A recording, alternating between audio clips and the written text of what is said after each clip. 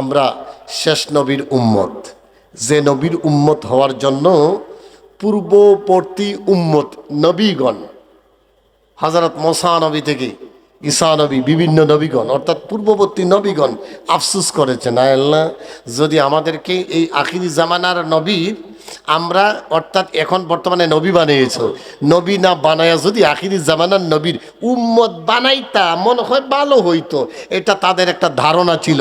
কিন্তু নবী নবী ওই মুসা নবীর মতো আমরা হইতে পারবো? কথা বলেন, পারবো না। কিন্তু তারা আফসোস করেছেন কেন?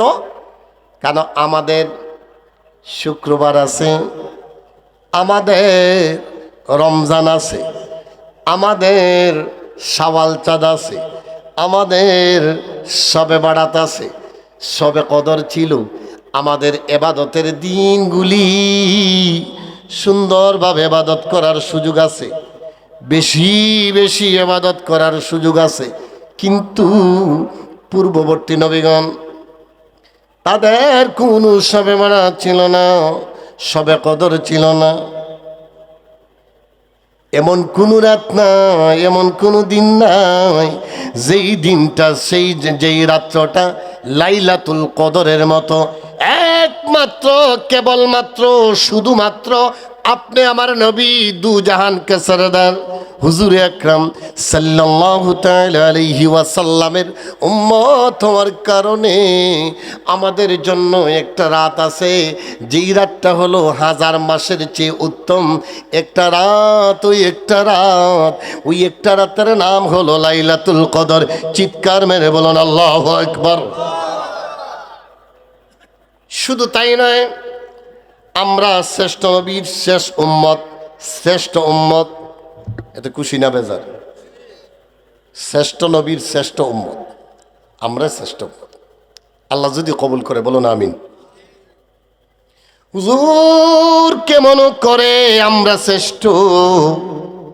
আমরা এমন নবীর উম্মত যেই নবীর শানে যদি গো দুরুদে মুস্তাফা যদি লাগাইতে পারি, মহাব্বত করে যদি পড়ি, আমার নবী দুনিয়ায় নয় শুধু, আমার নবী কবরে, আমার নবী হাসরে, আমার নবী মিজানে, আমার নবী ফুলসিরাতে, আমার নবী কিয়ামতের ময়দানে, আমার নবী রওজে আথরে এখনো উম্মতি উম্মতি বলে চিৎকার মারে সুবহান। বন্ধু, পৃথিবী কিয়ামত যখন হয়ে যাবে, হাসরের ময়দান যখন হয়ে যাবে, বন্ধু বন্ধুকে ভুলে যাবে, ভাই ভাইকে ভুলে যাবে, মা তার সন্তানকে ভুলে যাবে, সন্তান তার মাকে ভুলে যাবে, বাবা তার সন্তানকে ভুলে যাবে। সন্তান যখন বলবে মা মা মা, সন্তান বলবে রে বাবা আমার তো বিয়ে হয় নাই, তুই কোথা থেকে আসলে, তোরে আমি চিনি না। বাবাই যখন বলবে ও সন্তান, ও আমার ছেলে, ও আমার ছেলে, ছেলে ডাক দিয়া বলবে আমার বাবাকে চিনি না, তুমি আমার বাবা না, তোমারে আমি চিনি না। সবাই যেদিন নফসি নফসি বলা শুরু করবে, সবাই যেদিন মুসিবতের মধ্যে পড়ে পড়ে কানবে, ওই দিন আমার নবী রাহমাতুল্লিল আলামিন বলেন কিয়ামতের ময়দান যেদিন কায়েম হয়ে যাবে, ওই উম্মতকে আমি ভুলবো না। ওই উম্মতগুলি বড় কাছের হয়ে যাবে, ওই উম্মতগুলি বড় প্রিয় হয়ে যাবে। বিকজ কি, কারণ কি? একটা মাত্র কারণ গো, দুনিয়ার জমিনে যেই মানুষগুলি আমি নবীর শানে বেশি বেশি দরুদ শরীফ পড়েছে, ওই উম্মতকে আমি ভুলবো না, আমি ভুলবো না। কারণ মা তার সন্তানকে ভুলে যায়, এই ইকুটা কমায় দাও, ইকু। মা তার সন্তানকে ভুলে যায়, বাবা তার সন্তানকে ভুলে যাবে, ভাই তার ভাইকে ভুলে যাবে, সন্তান তার বাবাকে ভুলে যাবে। কিয়ামতের ময়দান ওই মুসিবতে পড়লে মানুষ চিৎকার মেরে মেরে কাঁদবে, আর আমার নবী তখন বলবেন, উম্মতি উম্মতি, আমি তোমারে ভুলবো না, আমি তোমারে ভুলি নাই, কারণ কিয়ামতের ময়দান আমি তুমি বড় আমার কাছাকাছি হয়ে যাবে। হাদিস শরীফ সাক্ষী নবী বলেন, ইন্না আওলান নাসি বি ইয়াউমাল কিয়ামতি আকসারুহুম আলাইয়া সালাতান, রাওয়াহু তিরমিজি। আমার নবী বলেন, কিয়ামত যেদিন কায়েম হয়ে যাবে রে, ওই লোকগুলি আমার বড় পাশের হয়ে যাবে, যেই লোকগুলি দুনিয়ার জমিনে আমি নবীর শানে বেশি বেশি দুরূদ শরীফ পড়েছে। চিৎকার মেরে বলুন সুবহানাল্লাহ। বন্ধু, মরক্কোর অধিবাসী শরফুদ্দিন জাজুলি, এটা একটা ক্লাসের মতো, মাইন্ড করবেন না, বেয়াদবি মাফ করবেন। এখানে অনেক বৃদ্ধ বাবারা আছেন, আমার উস্তাদ সমতুল্য ব্যক্তি আছেন, কিন্তু আমি বসছি এখানে উস্তাদের চেয়ারে, আপনারা ছাত্রের মতো, বেয়াদবি মাফ করবেন না, আমি ভুল বললাম? আমার সাথে আপনারা কথা বলতে হবে, উত্তরে দিতে হবে। যদি কথা বলেন, উত্তর দেন, তাহলে এটা সাকসেসফুল ক্লাস হবে, ঠিক কিনা? আর যদি দেখা যায় কথা বলেন না, নাড়াচাড়া দেন না, বোঝা যাবে আমি গুরুস্থানে ওয়াজ করি। বুঝেন নাই? গুরুস্থানের পাশে যাইয়া যদি সারাদিন যদি আপনি তাদের সাথে কথা বলেন, তাদের কথাগুলি আপনি শুনবেন না, আপনার কথাগুলি তারা শুনবে, কিন্তু জবাব দিলেও আপনি শুনবেন না, কোনো মানুষ শোনে না। কিন্তু গুরুস্থানে যাই আপনি একা একা কথা বলবেন, সেখানে যায় গুরুস্থানের মানুষগুলি কথা কয় না, কথা কইলেও শোনা যায় না। এবং বলতেছি বন্ধু গো, এই জমিনটা এখানে আমরা বসছি, গুরুস্থানে নেই। কথা হল, এটা কি গুরুস্থান? না না না, একটা ওয়াজের মঞ্চ, শুধু মঞ্চ নয়, মঞ্চ নয়, এই একটা ওয়াজের মাহফিল নয়, চারদিকে বেষ্টন করা আছে। এই বেষ্টনের ভিতরে আমার নবী বলেন, দুনিয়ার মানুষ রে, যেই জায়গায় দেখবা আমার জিকির হবে, নবীর জিকির। বলে নবীর জিকির কি? নবীর জিকির হলো নবীর স্মরণ, নবীর জিকির হলো নবীর দরুদ, নবীর জিকির হলো নবীর দরুদে মোস্তফা, ঠিক কিনা? নবীর জিকির হলো নবীর দরুদ। এই আমরা নবীর দরুদ পড়ছি না? নবীর দরুদ পড়লাম। আমার নবী বলেন যে মাজলিসে নবীর জিকির হবে, আল্লাহর জিকির হবে, এটা সাধারণ কোনো মাজলিস নয়, সেটা হলো হাফাত হুমুল মালাইকা, আল্লাহ তাআলার পক্ষ থেকে ফেরেশতারা বেষ্টন করে রাখেন। ওয়ানাজিলাত আলাইহিমুস সাকিনা, আল্লাহ তাআলার পক্ষ থেকে সাকিনা অবতীর্ণ হয়। ওয়াগাশিয়াত হুমুর রাহমা, আল্লাহ তাআলার পক্ষ থেকে রহমত আসে। ও বন্ধু, এই এলাকায়, এই জায়গায় বেষ্টন আছে, উপরে আছে, সাইটে আছে, যতটুকু জায়গায় বসছেন, এই জায়গা দুনিয়ার কোনো জায়গা নয়। আমার নবী বলেন, ইদা মারাতুম বিরিয়াদিল জান্নাহ, এটা হলো দুনিয়ার জমিনের জান্নাতের টুকরা। জান্নাতের টুকরায় বসছেন, মাঝে মধ্যে কিছু খাবার দাবারও খাইতেছেন। যেমন বললেন সুবহানাল্লাহ, বলেন, যেমন বলেন আল্লাহু আকবার, বলেন আলহামদুলিল্লাহ। বন্ধু, বেহেশতের বাগানে বসছি, খাবারও চলতেছে, ভালো না খারাপ?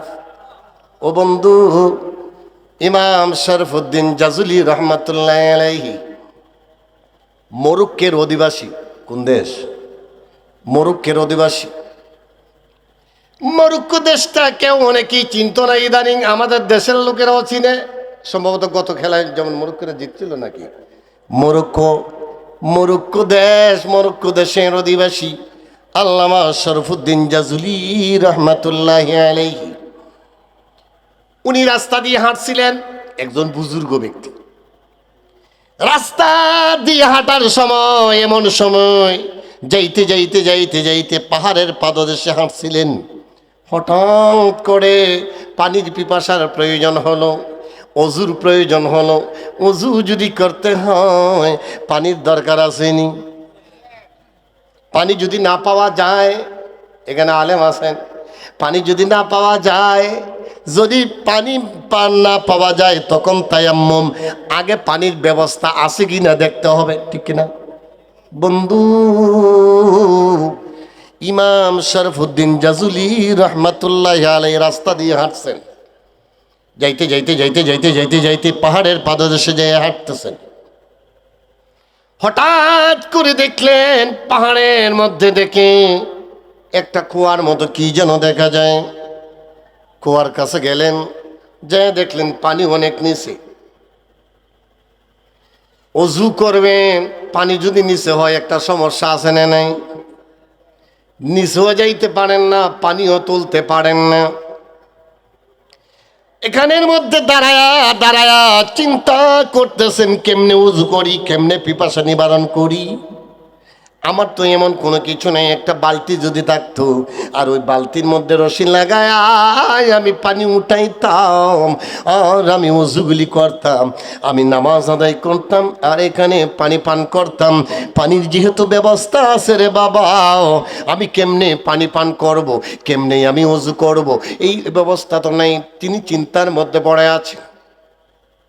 হঠাৎ করে দেখতেছেন একটা বালিকা, ছোট্ট একটি বালিকা, কম বয়সী একটা মেয়ে, কেউ বলেন 10-12 বছরের একটা মেয়ে।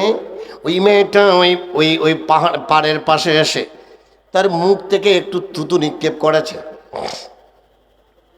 কি যেন পড়লো দেখলাম, পড়ার পরে তার ওই পানির যে স্তরটা, পানির অনেক নিচে স্তর আছে, থু দেওয়ার সাথে সাথে কি যেন টুক টুক দিল, থু দিল, সাথে সাথে ওই পানির স্তর প্রায় 8 থেকে 10 হাত নিচে পানির স্তর। কোনো বালতির প্রয়োজন হয় না, কোনো কিছুর প্রয়োজন হয় না। যেই না মাত্র ওই ছোট্ট বালিকা ওই কুয়ার উপরে পানির উপরে ফু দেওয়ার সাথে সাথে পানির স্তরটা লেভেল পয়েন্টে চলে আসছে। ও বন্ধু, এই অবস্থা দেখার পরে মেয়েটা তো পানি নিয়ে চলে গেছে বাসায়, আবার পানির জায়গায় পানি। তিনি সমস্যার মধ্যে পড়লেন, চিন্তা করলেন, বাবা ব্যাপার বুঝলাম না, কেন এই পানি আসলো, এই মেয়েটা কি এমন কাজ করলো, আমি তো পারলাম না। বাড়ির ভিতরে যায় ডাক দিয়েছেন, মা মা মা, ও ছোট্ট মা তুমি আসো গো, বুঝলাম না, আমি পানির জন্য পেরেশান হয়ে আছি, আমি পানি দেখবো, আমি আর পানি পান করব, আমি ওযু করতে চাই, পানির দরকার আছে না নাই? কথা বলেন। পানির দরকার আছে, ওযু করতে হবে, আমাকে একটু পানি দেবো মা, কিভাবে ব্যবস্থা করব? কয় ও হুজুর, আপনি এটাও পারেন না, আপনি পানির জন্য আমার কাছে আসছেন, জানেন না পানি তো আনাটা স্বাভাবিক। বলে কোন অবস্থায়? বলে আসো মা, তুমি কি যেন পড়লার পানির মধ্যে ফু দিলা। কয় এটা তো একটা স্বাভাবিক ব্যাপার, নর্মাল ব্যাপার। আল্লাহু আকবার। ও বন্ধু, যদিও নর্মাল ব্যাপার, মেয়ের কাছে নর্মাল, কিন্তু ওই হুজুরের কাছে এটা কি তা স্বাভাবিক না অস্বাভাবিক? অস্বাভাবিক লাগলো। কই বুঝলাম না, ও মা তুমি কি এমন কাজ করেছ মা, আমি বুঝলাম না, আমি জানলাম না। পানির মধ্যে তুমি ফু দিলা, আবার পানিটা উপরে উঠলো, লেভেল পয়েন্টে চলে আসলো। কই হুজুর আমার নিয়ে আসেন, চলে আসেন, কুয়ার উপরে পড়ে আবার সে যেন কি একটা ফু দিল। কয় বালতির প্রয়োজন নেই, আপনি কেন বালতি খুঁজতেছেন, দেখেন আমি কি করি। একটা থুতু করে থুতু নিক্ষেপ করলো, সাথে সাথে পানিটা আবার লেভেল পয়েন্টে চলে আসছে। সুবহান। ও বন্ধু, এবার উনার কৌতূহল বেড়েছে। একটা অবাক লাগার বিষয়, আমি বালতি চাইলাম, সে বালতি দেয় নাই। আমি একটা কিছু চাইলাম, রশি চাইলাম, রশি দেয় নাই। কয় না না, রশিও লাগবে না, বালতিও লাগবে না। ও বাবা, বালতি লাগবে না, রশি লাগবে না রে বাবা, ও বাবা এগুলির প্রয়োজন নেই, আমি এমন কাজ করেছি, চলে আসেন। কয় ওই মেয়েটা আবার দৌড় দিছে। উনি ওনার কাজ সারলেন, সাইরা আবার মেয়ের বাড়িতে গেলেন। ও মা মা, তুমি এমন কি কাজ করেছ রে মা, তুমি ফু দিলা, ফু দেওয়ার পরে দেখা যায়, ফু দেওয়ার পরে দেখা যায় সাথে সাথে কি যেন চলে আসছে, পানির লেভেল পয়েন্টে চলে আসছে। এমন ফু, ফু আর ফুর মধ্যে পার্থক্য আসেনি? ফুর মধ্যে পার্থক্য আছে না? ইমাম সাহেবের কাছে গেলেন, হুজুর আমার পেটে ব্যথা। ইমাম সাহেব কোরআনের কোন আয়াত জানি পইরা ফু দিছে, কিন্তু দেখা যায় কাম হয়ে গেছে। কিন্তু আপনি একজন সাধারণ মানুষ, আপনি একজন দেখা যায় ইমাম সাহেবের কোন আয়াতটা পইরা ফু দিছে। ইমাম সাহেবের কাছে গেলেন, ইমাম সাহেব বলে এবার ঠিক আছে, ফু তো দিলাম, আমি এই আয়াতটা পড়ে ফু দিছি। সাধারণ মানুষ ওই আয়াত কয় তাইলে আমি শিক্ষা হলাইছি, আর কোনো জোরে দ্বারা যাইতাম না, টেকা রুজি করলে আমিও করতাম। ফু ইমাম সাহেব দিছে সূরাতুল ইখলাস, আমি শিক্ষা ফেলাইছি। আর হুজুর দাওয়াত দেব না, আমি দেখছি আমার বাসায় দাওয়াত দিছিলাম, সরছে সূরাতুল ফাতিহা, তারপর সে কুল আউযু বিরাব্বিন নাস। আজকে থেকে আমারে বলছি মা গো মা, আর হুজুর আনার দরকার নাই, সূরাতুল ফাতিহা পড়া ফেলাইছি, সূরাতুল ইখলাসও পারি, সূরাতুল কুল আউযু বিরাব্বিন নাসও পারি, সূরাতুন নাসও পারি, ফালাকও পারি। আর হুজুর রাজারের টাকা দেওয়ার কোনো দরকার নাই, ফু দিলেও আমি দিমু, দাওয়াত খাইলেও আমি খাইমু, রানটা কিন্তু আমার। খাজবনি কথা বলে না না না, একই মানুষ, কিন্তু ইনি কোরআনের জ্ঞানে জ্ঞানী, উনি এই গুণটা তিনি অর্জন করেছেন। আবার যদি বলেন গো আমার ভিতরে যেটা আছে ওনার ভিতরে নাই, ওনার ভিতরে যেটা আছে আমার ভিতরে নাই। আমি যখনই দরুদ শরীফ বেশি বেশি পড়ি, আমি এটা পড়লে পড়ে আল্লাহ আমারে বরকত বাড়াইয়া দেয়। আমি নবীর দরুদ শরীফ যখন পড়ি, আল্লাহ আমার বরকত বাড়াইয়া দেয়। এখন তিনি চিন্তা করলেন, তিনি কিতাব লেখলেন, কিতাব লিখতে যায় তিনি দুরূদ শরীফের উপর কিতাব লিখলেন। ওই কিতাবখানার মধ্যে তিনি উল্লেখ করলেন মুকাদ্দামাই, যে ও দুনিয়ার মানুষ রে, কেউ যদি কোনো বরকত বিশেষ হাসিল করতে চাও, এই দুরুদি বীরগুলি পড়ো। এই দুরুদি বীরগুলি পড়ার কারণে তোমার ভিতরের মধ্যে এই খাসলতটা চলে আসবে, তবে নবীর মহব্বত লাগবে। ঠিক কিনা? নারায়ে তাকবীর, নারায়ে রিসালাত, হযরত মাওলানা মুফতি সুফি আহমদ খান নেসারি সাহেব। বন্ধুগো, পড়তে হবে, কিন্তু নবীর মহব্বত লাগবে কিনা? কথা বলেন, লাগবে। পর্ব ঠিক আছে, যদি পড়ি আমি নবীর শানে দরুদ শরীফ পড়লাম, আমার মনে থাকতে হবে এটা, হ্যাঁ আমি দরুদ শরীফ পড়তেছি। আমার দরুদ শরীফ হাদিস শরীফ সাক্ষী, আমার দরুদ শরীফ বিভিন্ন রায়াতে বিভিন্নটা আছে। আমি চিন্তা করলাম বিভিন্ন রায়াতে বিভিন্ন খান, আসলে সবটাই ঠিক আছে, যে যেভাবে বুঝছে। আপনি যদি মনে করেন আপনি দেখতেছেন আমার রাসূলুল্লাহ বড় কাছে, আপনি দেখতেছেন আমার রাসূলুল্লাহ দরুদ শরীফ শুনতেছেন, আপনি দেখতেছেন আমার রাসূলুল্লাহ দরুদ শরীফ পাইতেছেন, আমার নবী বলেন রে আমি দূরে নাই দূরে নাই দূরে নাই, তুই দরুদ শরীফ পড়ার আগে আগেই আমি তোরে চিনি, তোর বাপরে চিনি, তোর বংশ পরস্পাই চিনি। বন্ধু খারাপ লাগেনি? কথা বলেন, ওই পিছনের দিক দিয়ে খারাপ লাগতেছে? যদি খারাপ লাগে তাবারুক নিয়ে আসবে, আমি চলে যাব। হ্যাঁ বলে এটা তো ভালো হতে কইছে, তাবারুক যদি আহে ওয়াজুনার দরকার নাই। আসলে এটা আমার কোনো ফজিলত না। আজকে মাহফিলের শেষে যা আসবে, আমি আগেও বলছি, ও ইমাম সাহেব আজকে মাহফিলের লোকগুলি আসবে, এটা আমার ফজিলত না, তাবারুকের ফজিলত। কের ফজিলত? তাবারুকের ফজিলত। সিন্নি আছে, কি আছে?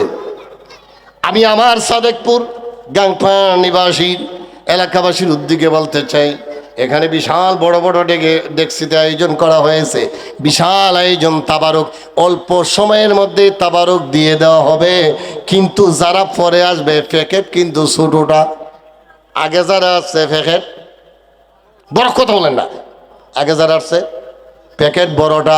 এখন বড়টা নিতে গেলে এই মুহূর্তে আসেন, সময় বেশি দেওয়া যাবে, যারা পরে আইব এরা প্যাকেট ছোটো। এটাই আজকে কইলাম, দেখবেন না কথা ঠিক আছে কিনা। পরে আইলে প্যাকেট ছোটো, আগে আইলে প্যাকেট বড় না ছোটো? আগে আইলে বড়, যারা আইসেন আর বড়ই ভাইবেন, ওই মুরব্বী আইতেছে তারা হচ্ছে বড়টা দিয়েন। বলতেছিলাম বন্ধু, ও বন্ধু গো, ইব্রাহিম ইবনে আসাকি মিশরের বাদশা, কেউ বলেন মিশরের গভর্নর, রাত্রি বেলায় স্বপ্নে দেখলেন তোমার রাজ্যে জেলখানার মধ্যে একজন কয়েদি আছে। এই কয়েদি, জেলখানার কয়েদিকে তুমি মুক্ত করে দাও। জেলখানায় একজন কয়েদি আছে, তার ফাঁসির আসামি, ফাঁসির আসামি, ফাঁসির আসামিরে তুমি মুক্ত দিয়ে দাও। তার এখন ফাঁসিতে ঝুলানো যাবে না, তার এই মুহূর্তে মুক্তি দিয়ে দাও। এবার ওই দেশের গভর্নর, মিশরের গভর্নর চিন্তা করলেন। আবার অন্য রেওয়াত আছে ইয়ামেনের বাদশার গভর্নর, ইয়ামেনের গভর্নর তিনি চিন্তা করলেন, কে রে আমার এই জেলখানার ভিতরে আসছে? আমি স্বপ্নে দেখলাম, স্বপ্নটা সাধারণ মানুষ দেখাই নাই, আমার নবী রহমাতুল্লিল আলামিন, যাকে ইমানের সহিত দেখলে সাথে সাথে জাহান্নামের আগুন হারাম হয়। সুবহানাল্লাহ। ওই নবী দেখতেছেন, ওই নবীর সাথে সাথে আয়া রাত্রিবেলায় হাজির বাদশাহ নামদার ও ইব্রাহিম ইবনে সাকি, তোমার যে তোমার জেলখানার মধ্যে একজন কয়েদি আছে, ফাঁসির কাষ্টের আসামি, তাকে ফাঁসিতে ঝুলানো হবে, তারে তুমি মুক্তি দিয়ে দাও। এই স্বপ্নটা ভালো না খারাপ?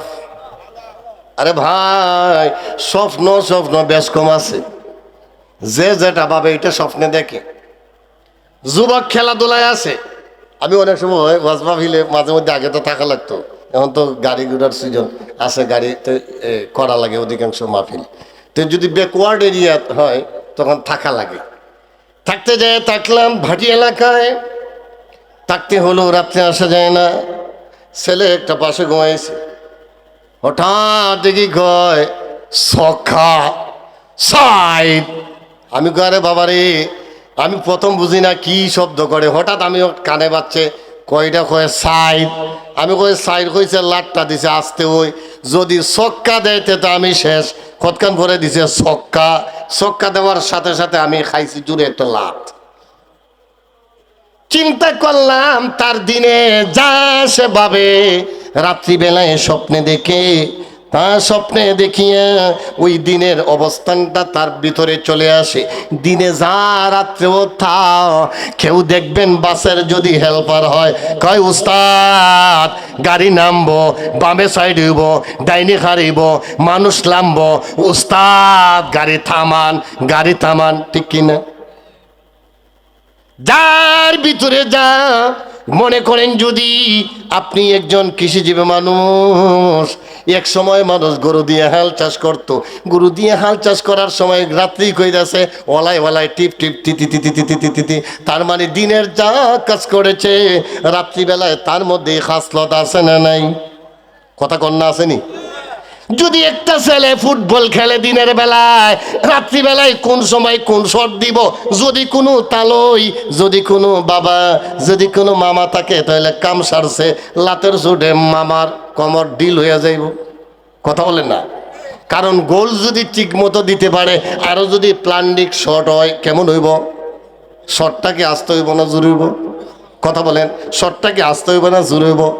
আমিও এক সময় লাতালাতি করতাম, এটা একটা আমার বাজে অভ্যাস ছিল, আস্তে আস্তে দূর হয়ে গেছে, কিন্তু দিনের অভ্যাসটা রাতে আসে। ইব্রাহিম ইবনে আসাকি নবীকে স্বপ্ন দেখলেন। ইব্রাহিম ইবনে আসাকিকে সাধারণ মানুষ, কথা বলেন, যেই মানুষটা রাত্রিবেলায় ঘুমের ঘরে অন্য কিছু দেখতে পারতো না, দেখিয়া রাত্রিবেলায় এমন স্বপ্ন দেখেছে, যেই স্বপ্নের নাম হলো, আমার নবী বলতেছে, ন ইব্রাহিম ইবনে আসাকি, তুমি দেরি করো না, তোমার এই রাজ্যের মধ্যে, তোমার এই জেলখানার মধ্যে নতুন একজন কয়েদি আছে, তাকে দেরি করা হয় নাই, দেরি করা হয় নাই, তাকে অতি বিলম্বে, অনতি বিলম্বে তাকে ফাঁসির কাস্টে ঝুলানো হবে। তোমাকে আদেশ করলাম তাকে ফাঁসির কাষ্ট থেকে নামায়াও, আগামীকাল তার এই ব্যবস্থা করো, তাকে বেকসুর খালাস দিয়ে দাও। সুবহানাল্লাহ। আস্তে কন, আরো আস্তে কইরা কন।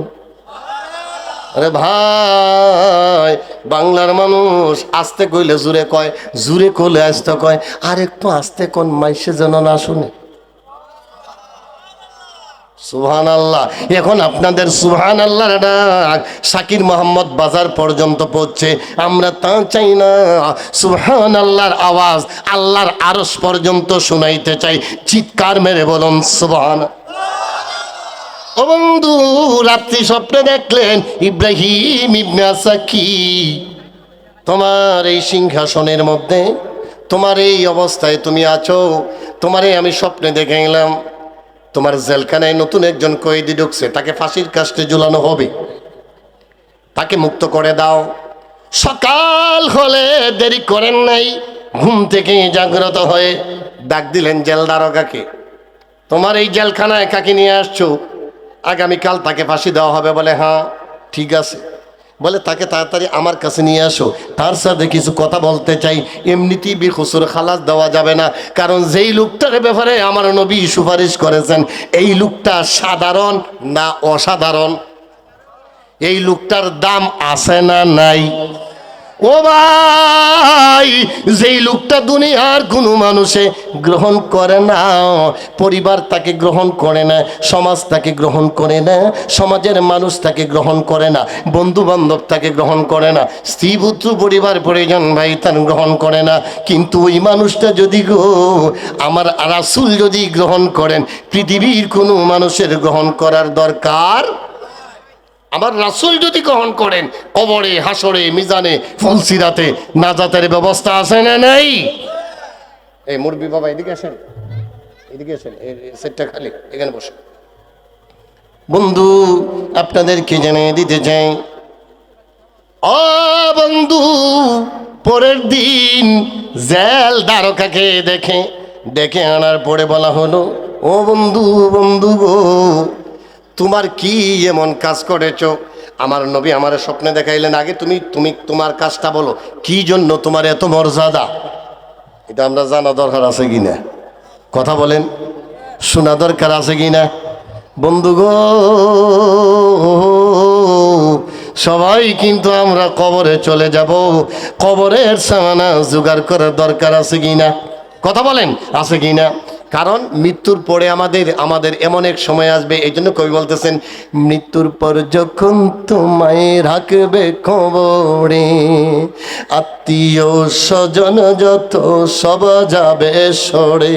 বন্ধু গো, মৃত্যুর পর আমাদেরকে যখন কবরে রাখা হবে, আত্মীয় স্বজন থাকবে না, চলে আসবে। কথা বলেন না, আপনাদের এখানে থাকে কেউ? থাকে না, সবাই চলে আসবে।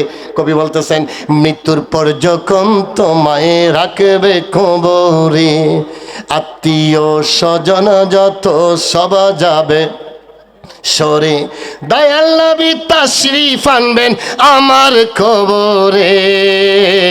তাই ইয়া রাসূলুল্লাহ বলে, তাই নবীকে ডাকুন, ভালো যদি, সবাই, ভালো যদি বাঁচতে হয় নবীকে বাসুন, ভালো যদি নবীকে বাসুন, নবী তরানেওয়ালা, নবী বাঁচানেওয়ালা। কেউ এক কথাকে বলে শিরিক, নবী তরানেওয়ালা কয়, বাঁচানেওয়ালা কয়। রে মৌলবী, বুঝিস নাই, আমার কবরে যেই ব্যক্তি, আমার ভাই যাবে না, বাবা যাবে না, সন্তান যাবে না, আত্মীয় স্বজন যাবে না, আমার স্ত্রী যাবে না, পরিবার যাবে না। আমার নবী বলেন, ও আমার উম্মতেরা শুনো রে, আমার ওই কবরে তুই যখন যাবি, আমি নবী তোর সামনে হাজির। ওই নবী আমার কবরে, নবী তরানেওয়ালা, নবী বাঁচানেওয়ালা, নবী তরা সবাই বাঁচানেওয়ালা। প্রাণের চেয়ে প্রিয় তাই, প্রাণের চেয়ে প্রিয় তাই, নবী কি জানুন, ভালো যদি, সবাই সবাই শোন, ভালো যদি বাঁচতে হয় নবীকে বাসুন। সাকরাতের বিছানাতে কি যে যন্ত্রণা, সাত সাগরের পানি দিল তৃষ্ণা মেবে না। তাই কাউসারের মালিক যিনি, তাকে চিনুন, ভালো যদি নবীকে বাসন ভালো যদি বাঁচতে হয়, নবীকে বাসন। নবী তরানেওয়ালা, নবী বাঁচানেওয়ালা, প্রাণের চেয়ে প্রিয় তাই নবীকে জানুন ভালো যদি নবীকে বাসন ভালো যদি বাঁচতে হয়, নবীকে বাসন। বন্ধু এবার বলা হইতেছে তুমি কোন কারণ কি এমন কাজ করেছ? আমার নবী আমার স্বপ্ন দেখাইছেন তোমারে সারার জন্য। কথা কি বোঝা যায়? আমার কথা কি বুঝতেছেন? মূলত আমি আপনাদের লোক, এটা আমি কেমনে হই? আমি শাকির মোহাম্মদ ইব্রাহিমিয়া দাখিল মাদ্রাসার ছাত্র ছিলাম। 5 বছর পড়ছি। কত বছর? 5 বছর যদি পড়ি, এই এলাকায় আমার লজিং বলতে খালার বাড়ি, এই এলাকায় আমার বাড়িঘর। আপনারা আমার মানুষ, আপনারা আমার মানুষ, আমি আপনাদের মানুষ। অতএব কোনো বেজাল আসেনি, সব হইল পারিবারিক। সব কিটা পারিবারিক আলাপ, এখানে মহাব্বতের আলাপ, ভালোবাসার আলাপ। এখানে অতিরিক্ত কিছু হবে না, যা হবে এটা মহাব্বতের বিষয়, ঠিক কি না?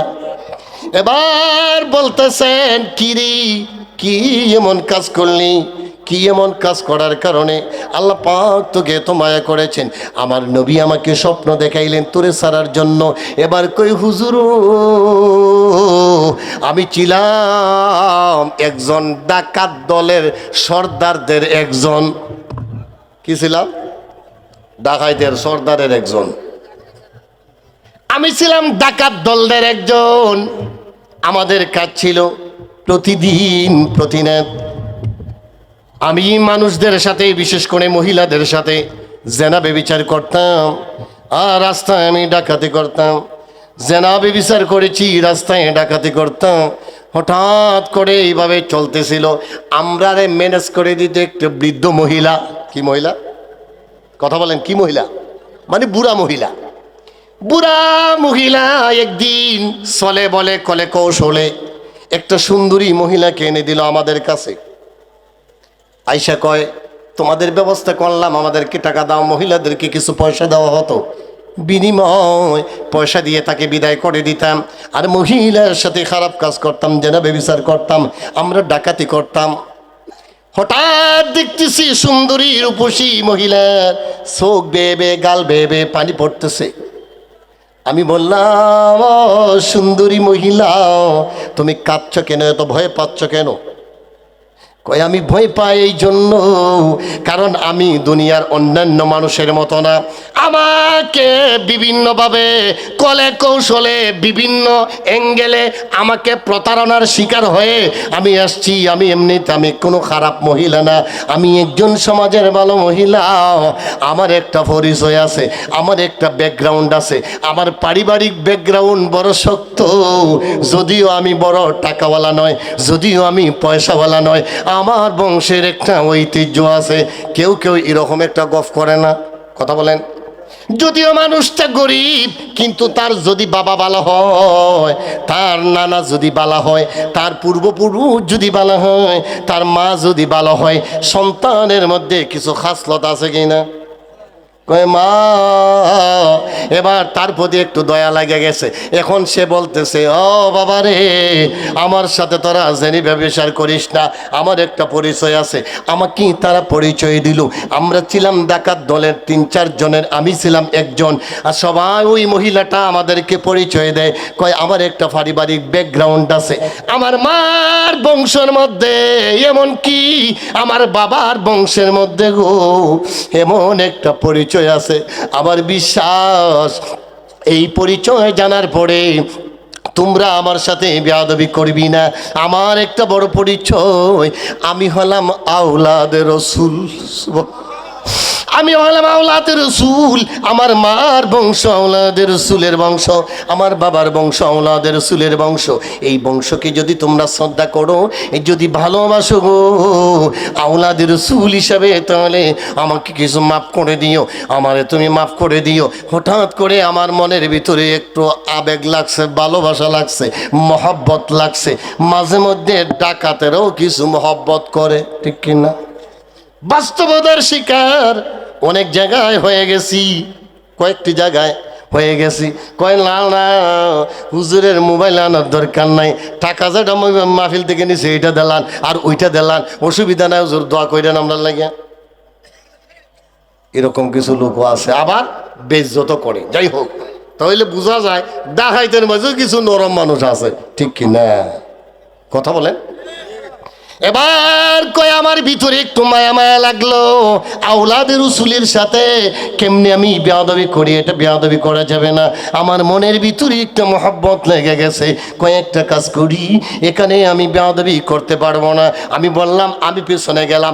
এরা কয় বুঝছি বুঝছি বুঝছি বুঝছি, আমরা যেন সরে যাই, আর তুই একা মজা মারবি না, এটা হবে না। কই না না না, আমি একা ব্যবহার করবো না, মহিলার সাথে খারাপ কিছু করবো না, আওলাদের রসুল হওয়ার কারণে আমি পারবো না, আমি পারবো না। আমি ডাকাতি করতে পারি, আমি চুরি করতে পারি, বেবিচারি করতে পারি, আমি আওলাদের রসুলের গায়ে আমি টাচ করতে পারবো না। সুবহানাল্লাহ। বন্ধু, আমাদের সমাজে কিছু লোক আছে মনে করেন নামাজে যায় না, নামাজে গাফলতি, এবাদতে গাফলতি, জিকির আজকারে গাফলতি, কিন্তু নিজে মুসলমান, বাবা মুসলমান, পূর্বপুরুষ মুসলমান, নিজে আহলে সুন্নাত ওয়াল জামাতের অধিকারী, নিজেও আশেকে রাসূল মানে, নিজেও ফাকে পাঞ্জাতন মানে, নিজেও আহলে বায়াতকে মহব্বত করে, সাহাবীদেরকে মহব্বত করে, কিন্তু তার আমলের মাঝে ঘাটতি আছে। কিন্তু যদি দেখা যায় ওই ব্যক্তির সামনে মাত্র বছরে 2 বার নামাজে যায়, বছরে 3 বার নামাজে যায়, এরকম নামাজি আসেনি? কথা বলেন। বন্ধু,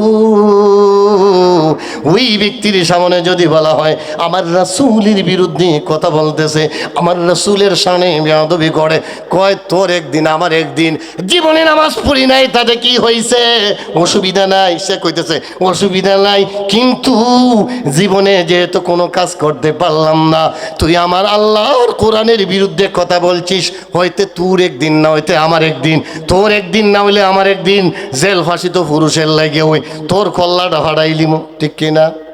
ও বন্ধু, এটা হলো ইমানের পাওয়ার। কের পাওয়ার? এখন কেউ আবার দলিল খুঁজবো, এখন হুজুর কয়ে গেছে ইমানের পাওয়ার, দেখ কয় দিকে নামাজ নাই, রোজা নাই, ইবাদত নাই, বন্দেগী নাই। ও বন্ধু, নামাজ লাগবে, রোজা লাগবে, ইবাদত লাগবে, বন্দেগী লাগবে, কিন্তু ইমানটাকে মজবুত করার জন্য ইমান একটা আলাদা বিষয়। ইমানটাকে সাপোর্ট দিবে নামাজে, ইমানটাকে সাপোর্ট দিবে রোজায়, ইমানটাকে সাপোর্ট দিবে ইবাদত বন্দেগী, ঠিক কিনা? বুঝেন নাই আমার কথা? কয় না না, পারবো না, আমি আওলাদের রসুলের গায়ে আঘাত করতে পারবো না, আওলাদের রসুলের গায়ে আমি টাচ করতে পারবো না। এবার তিনি চিন্তা করতে করতে করতে পেরেশান হয়ে গেলেন। এবার দেখা যায় সাথে সাথে ডাকাতগুলি বলে না না না, তারে আমি এখনই টাচ করবো। কই যদি করস অসুবিধা হবে, জীবনে বহু ডাকাতি করছি, এখন যদি আওলাদের রসুলের গায়ে যদি টাচ করিস, তোর খবর আছে, না হইলে আমি কিন্তু তোরে শেষ করে দিব। এই কথা বলে দেরি করে নেয়। তারপরেও যখন দেখলাম আমার বন্ধুদের মধ্যে থেকে একজন আমার ওই আওলাদের রসুলের গায়ে, মহিলার গায়ে আঘাত করতে যায়, টাচ করতে যায়, তখন আমি চিন্তা করে দেখলাম আমার পাশেই একটা কুঠার পাইলাম, বড় একটা মুগুর পাইলাম, কাঠের একটা তক্তা পাইলাম। আমি দেরি করি নাই, যেই না মাত্র আওলাদের রসুলের গায়ে টাচ করবে, দেরি করি না, একটা বাড়ি দিছি। একটা বাড়ির কারণে চিৎপটাং, মানে শেষ, স্পট ডেড, জায়গায় শেষ। একজন যদি মইরা যায়, বাকি 2 জন থাকবো নি? কথা বলেন, থাকবে না। সবাই যখন চিন্তার মধ্যে পড়লো কে এটা কাজ করলো, আমি বললাম আমি কাজ করেছি, আমি এই কাজ করে জান্নাতে যেতে চাই। না না, কেউ দিকে আমার পাশে আসে না। আমি মহিলাকে বললাম, মা মা, তুমি আওলাদের রসুল, তোমার বাড়ি কোথায়, আমি তোমার বাড়ি নিয়ে যাব, তোমার মার কাছে নিয়ে যাব, বাবার কাছে নিয়ে যাব। তোমার মা বাবা মনে হয় কাঁদতেছেন, বলে হ্যাঁ। এইভাবে করে করে ইস্তেকবাল জানে তার মার কাছে যায়, দেখতেছে মা সেজদার মধ্যে, বাবাও সেজদার মধ্যে, ভালো পরিবার সেজদার মধ্যেই তো থাকবে, এটাই স্বাভাবিক, ঠিক কিনা? মা সেজদায়, বাবা সেজদার মধ্যে, এবার কান্নাকাটি শুরু হয়ে গেছে। মা মা কই চিলিরি মা, এবার ওই মেয়েটায় জবাব দেয়, ও মা ও বাবা, আজকে আমি এই ভাইয়ের কারণে আমার ইজ্জতকে বাঁচাইতে পেরেছি। আমার ওই ভাই আওলাদের রসুল জানার কারণে আমার প্রতি বড় মহাব্বত করেছে, ভালোবেসেছে, আমাকে ইস্তেকবাল জানাইয়া সম্মান জানাইয়া আপনাদের কাছে নিয়ে আসছে। এবার তারা বলতেছে, ও বাবা, তোমার জন্য তো কিছু করতে পারবো না, তোমার জন্য বড় কিছু করতে পারবো না, একটা কাজ করতে পারবো, এই কাজ, সেটা স্বাভাবিক, এটা করতে কোনো পয়সা লাগবে না, এটা করতে কোনো কিছু লাগবে না, সেটার নাম হলো দুয়া। কি কথা বলেন? দুয়া করতে পয়সা লাগেনি, কথা বলেন। দুয়া করতে পয়সা লাগে না। যদি আপনি কাউরে আঘাত দেন, বদদুয়া দিতেও পয়সা লাগে, কথা বলেন না। কেউ যদি আঘাত দেন, মেয়া বদদুয়া দিতে পয়সা লাগবো নি? না না না, মনের ভিতরে যদি শান্তি দেন দোয়া আসবে, আবার যদি অশান্তি দেন বদদোয়া আসবে। এবার তারা বলে, ও বাবা গো, আমার সন্তানের জন্য ইজ্জত যখন বাঁচিয়েছো, এবার আল্লাহ পাক রব্বুল আলামিনের দরবারে আমরা দোয়া করব, মোনাজাত করব, যেন তোমাকে সহ আল্লাহ পাক যেন হেফাজত করেন, আল্লাহ পাক যেন আমার নবী যেন কাল কিয়ামতের ময়দানে সুপারিশ করেন, আমার নবী যেন তোমাকে যেন জান্নাতে নিয়ে যান, আর তোমাকে যেন বিপদ থেকে উদ্ধার করেন, আমার নবীর উসিলায় তুমি যেন বাঁচতে পারো। আওলাদের রসুলের দোয়া মনে হয় কবুল হয়ে গেছে।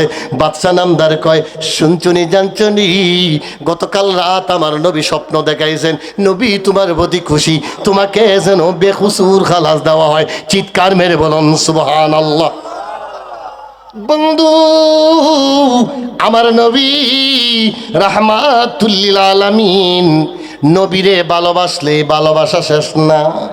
নবীর বংশ আছে, নবীর ছেলে মেয়েগুলি আছে, নবীর বংশ পরস্পরায় আছে, নবীর আহলে বায়াত আছে, নবীর আছে পাকে পাঞ্জাতন। সুবহানাল্লাহ। কেউ কয় পাকে পাঞ্জাতন বন্ডামি, আরে মিয়া ইমান থাকবো, পাকে পাঞ্জাতন বন্ডামি নয়। আহলে বায়েত মোহাব্বত কি, ভালোবাসা কি, এটা জানেন? নবীর হাদিস, আল্লাহর নবী ঘর থেকে বের হলেন, হঠাৎ করে এইভাবে চাদরটা মাথার উপরে রাখলেন, এইভাবে মাথার উপরে বড় করে ধরলেন। একটা চাদরের কয়টা মাথা হয়? কথা বলেন, কয়টা মাথা? 4টা মাথা। 4 মাথায় 4 জনকে ধরাইলেন। আইনা আলী, আলী কোথায়? আলী রাদিয়াল্লাহু তাআলা আনহু এক পাশে ধরলেন। আইনা হাসান, হাসান কোথায়? হাসান রাদিয়াল্লাহু তাআলা আনহু এক পাশে ধরলেন। হুসাইন রাদিয়াল্লাহু তাআলা আনহু এক পাশে ধরলেন। ফাতিমা রাদিয়াল্লাহু তাআলা আনহু এক পাশে, আনহা এক পাশে ধরলেন। কয়জন? আমার নবী ভিতরের মধ্যে ঢুকলেন আর বললেন, ভিতরে আসো, আমরা হলাম পাকে পাঞ্জাতন। সুবহানাল্লাহ। এবার তিনি বললেন, অন্য এক রাওয়াতে উম্মে সালমা, আল্লাহর নবীর স্ত্রী, আল্লাহর নবীর পুণ্যবান স্ত্রী, উম্মাহাতুল মুমিনিন উম্মে সালমা রাদিয়াল্লাহু তাআলা আনহা, তিনিও এই বরকতে কাফেলার ভিতরে ঢুকতে চাইলেন। উম্মে সালমা আল্লাহর নবী হাত দিয়ে তখন তাড়ায় দিলেন, হাত দিয়ে দূরে সরে দিলেন। না না না, ইন্নাকা যাওজি, অবশ্যই তুমি আমার স্ত্রী, আনতা খায়রুন, আনতা তাহেরা, তুমি এমনই পবিত্র, তুমি আমার, আমি নবীর স্ত্রী, নবীর স্ত্রীরা এমনই কিতা পবিত্র না পবিত্র? এমনিতেই পবিত্র, তুমি ঢুকা লাগবে না এই প্যাকেজে, তুমি নয়, তুমি তো আমার স্ত্রী, এমনিতেই পবিত্র। উম্মাহাতুল মুমিনিন, আমার নবীগণের, আমার নবীর গণের, আমার নবীর স্ত্রী যতগণ আছেন সবাই হলো আমাদের মা। সবাই কি? কথা বলেন। মা, যেমন বলতে হবে কি, আম্মাজান খাদিজা, আম্মাজান আয়েশা, এইভাবে আম্মাজান করে বলতে হবে। এটাই হলো আদব। এটাই কি? আমার নবীর পরিবারের ব্যাপারে বলতে হবে কি, আম্মাজান, আম্মাজান, অর্থাৎ এটাই হলো আদব। এবার আম্মা সালমা ভিতরে আসতে চাইলে আমার নবী বললেন না, ভিতরে আসার দরকার নাই। আন্তা জাউজি, তুমি হলে ইন্নাকা জাউজি, তুমি আমার পুণ্যবান স্ত্রী, তুমি আমার নেককার স্ত্রী। আন্তা খায়রুন তাহেরা, তুমি আমার পবিত্র স্ত্রী, ভিতরে আসার দরকার নাই। না না, ভিতরে এসো না। কারণ হলো আমরা যেই প্যাকেজে আছি এটা হলো আহলে বায়াত। সুবহানাল্লাহ। বন্ধু, এবার কোরআন প্রমাণ। খারাপ লাগেনি? কথা বলেন, খারাপ লাগে না তো? ও বন্ধু, খারাপ যেহেতু লাগে না, আমি বাংলায় আওয়াজ শুরু করেছি, বাংলায় কথা বলতেছি, এখন একটু দলিল হাদির দিকে যাইব, খারাপ লাগবো নি? কথা বলেন। কারণ আমি দলিলাদি দিয়ে আমার মূল আলোচনা করি, এটাই স্বাভাবিক। আমি কোনো কথা বললেও দলিলাদি দিয়ে বলি, কিন্তু পরিবেশের উপরে আপনাদের উপরে ডিপেন্ড করে আমি বাংলায় কিছু কথা বললাম, এবার কিছু দলিলের দিকে যাই। খারাপ লাগতো না তো? কার কার খারাপ লাগবে একটু হাত ওঠান তো দেখি। মাশাল্লাহ বলেন, আলহামদুলিল্লাহ। নারায়ে তাকবীর হয় নাই? নারায়ে তাকবীর, নারায়ে রিসালাত, আহলে সুন্নাত ওয়াল জামাত, সাদেকপুর গাংফার মুকাম্বারের ওয়াজ মাহফিল। আচ্ছা, তাহলে আমরা খারাপ লাগবে না। আমার নবী বলেন আল্লাহ পাক কোরআনে সেট করে দিলেন আমার নবীর উপরে আয়াত, বিসমিল্লাহির রহমানির রহিম। قل لا أسألكم عليه أجرا إلا المودة في القربى। আল্লাহু আকবার। আমার নবী বলেন, আয়াতটি লম্বা, আমি সেদিকে যাচ্ছি না। কুল, আপনি বলুন। ও নবী আমার দুস্থ, আমার হাবিব, আমার বন্ধু আমার, আপনি বলুন। আপনি কাকে বলবেন? গরু বাছুর রে না উম্মতদেরকে?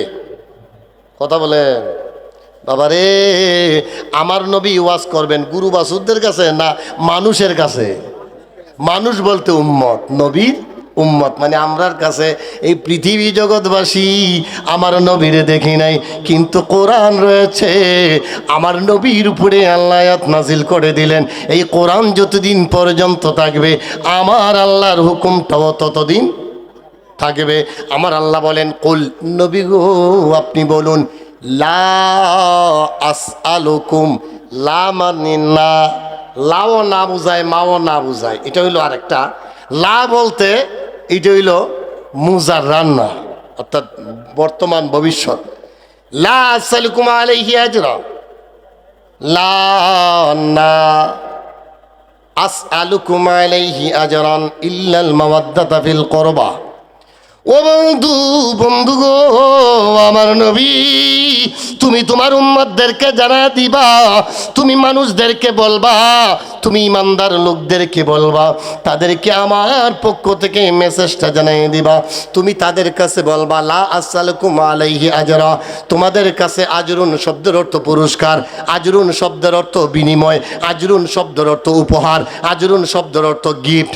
আর তোমার পক্ষ থেকে তুমি বলে দিবা, ও আমার উম্মতেরা শোনো রে, লা আসআলুকুম আলাইহি আজরা, তোমাদের কাছে কোনো পুরস্কার চাই না, তোমাদের কাছে কোনো বিনিময় চাই না, তোমাদের কাছে কোনো উপহার চাই না, একমাত্র কেবলমাত্র একটা জিনিস চাই, ইল্লাল মাওয়াদ্দাতা ফিল কুরবা, আমার নিকটতম আত্মীয় স্বজন, আমার ব্লাড কানেকশন যাদের সাথে আছে, আমি নবীর আহলে বায়াতের সাথে তোমাদের মহব্বত থাকতে হবে।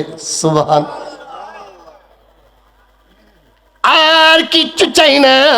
আমি তায়েফের ময়দানে রক্ত জুড়িয়েছি, উহুদের ময়দানে আমি দান শহীদ হয়েছে। আমি তায়েফের ময়দানে আমি রক্ত জড়াইলাম, উহুদের ময়দানে আমি দাঁত মোবারক শহীদ হয়ে গেছে আমার।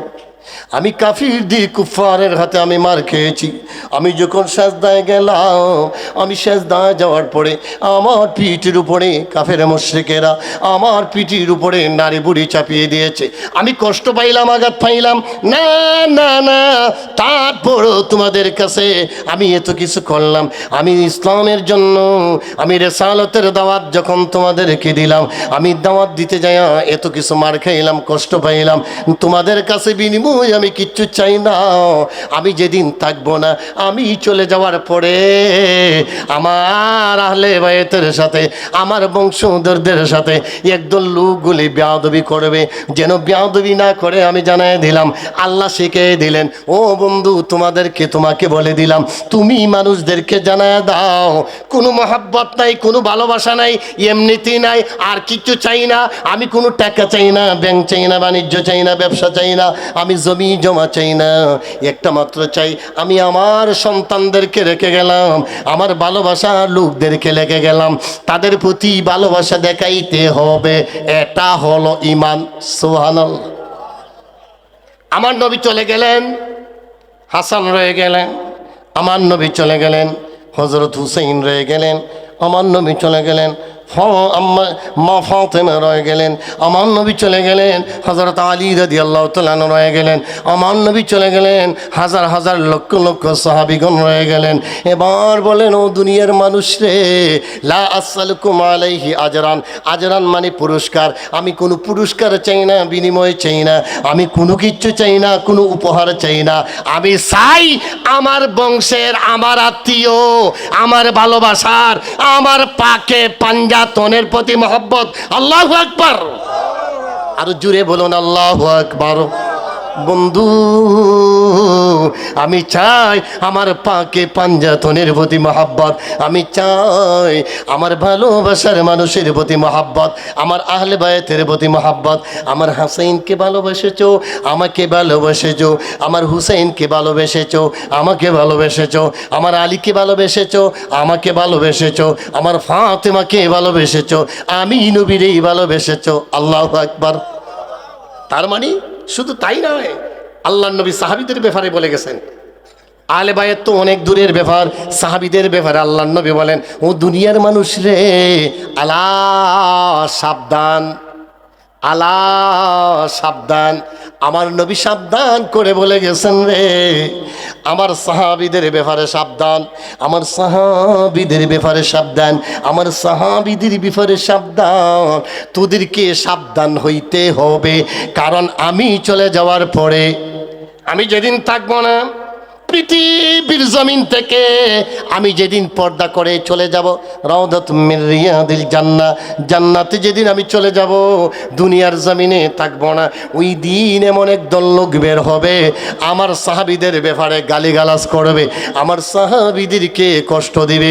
সাবধান করে দিলাম, তোমাদেরকে নোটিশ দিলাম, আমার কোনো আদ্দা সাহাবীর সাথেও বেয়াদবি করবে। কথা বলেন, সাহাবীদের সাথে বেয়াদবি করা যাবে না? না না।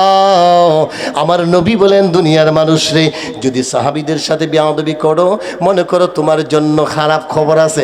আর যদি তাদেরকে ভালোবাসো, তাহলে যেন তোমরা আমি নবীরে ভালোবাসলাম। সুবহানাল্লাহ। তাইলে সাহাবীদেরকে ভালোবাসা দরকার আসেনি? আসেনি? তাইলে আমরা যে আজকে এই সাহাবীদেরকে প্রতি সমালোচনা করি, আহলে বায়েতের প্রতি সমালোচনা করি, এমনকি নবীর পরিবারের সাথে, পরিজনের সাথে বেয়াদবি করি, এটার রেজাল্ট ভালো না খারাপ? আজ থেকে আমরা প্রতিজ্ঞা করব, কোনো সাহাবীর ব্যাপারে কোনো সমালোচনা করব না।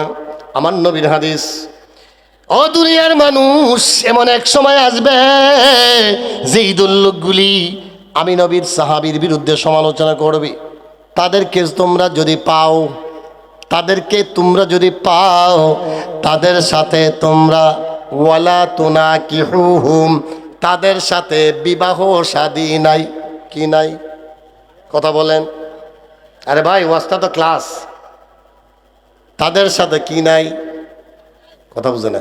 বিবাহ শাদী নাই তাদের সাথে। ওয়ালা তুনাকিহুহুম ওয়ালা তুশারিবুহুম, তাদের সাথে পানি পান পর্যন্ত নাই, খাবার দাবার চলবে না।